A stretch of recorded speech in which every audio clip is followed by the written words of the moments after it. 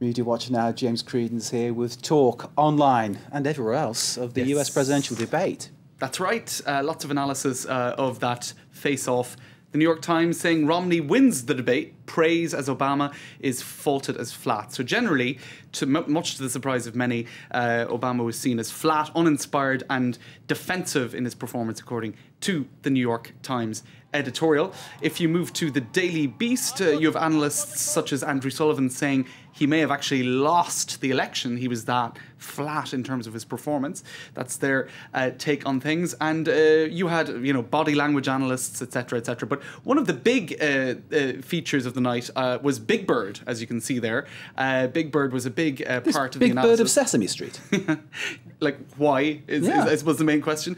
Well, Romney said he was going to cut funding for public television, sort of like a bit like France 24, except it's PBS over there. And PBS is going to get axed. And, of course, Big Bird is a big part of Sesame Street, which is public television since 1970. Well, so many Americans Sesame grew up with Street's a world icon, isn't it? I mean, kids everywhere have watched it. I grew up with it, and I'd be upset me to an extent as well, lesser extent because I'm a lot older than you. But there you go. But I'd be sad to see Big Bird go. So you have a lot of what they call memes. Do we have this? Can we have a close up on Big Bird? Will work for food. You see there, he's unemployed. That's the whole idea, or could be. Obama got Bin Laden. I'll get Big Bird, says that particular meme there. That is funny. And Mitt said turn off PBS. Okay, that one's a bit rude. I didn't realise that. You can take PBS from my cold dead wings. So there's this whole, thing online about Big Bird. And he actually did reply, if I could find the tweet, right? I think it's here.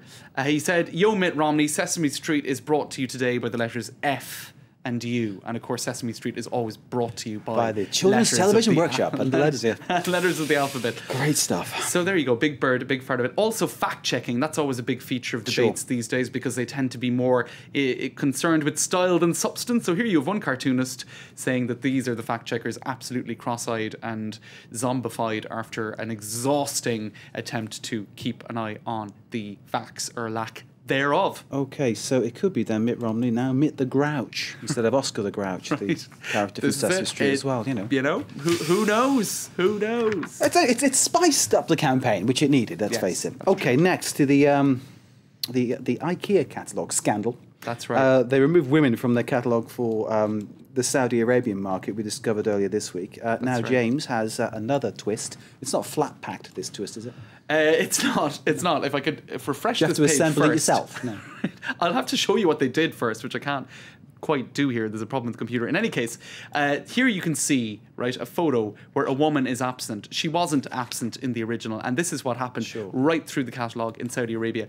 They basically they sort of airbrushed out women, or just took them out. They airbrushed out women. Now, what a Swedish paper, I'll show you what the headline in that paper is. IKEA, they didn't just get rid of women, which was the big issue earlier this week, and they apologised for that. In fact, they also got rid of a pencil sketch of a dog. Right, so they got rid of dogs. You can barely make it out there, right? But that is actually, a sitting room scene with 4 sketches, one of which is a dog. Okay, dogs aren't that popular in the Arab world. What's the problem with dogs then? Well, apparently they can be seen as, apparently they're not that popular in some parts of the Arab world. Of course, I remember when Saddam Hussein was killed. I think it's an insult. Everyone talked about him as a dog. That's right. And that was a very heavy insult. I'm going to throw your shoe at people too. Right. So you wouldn't want to do both. That'd be very insulting.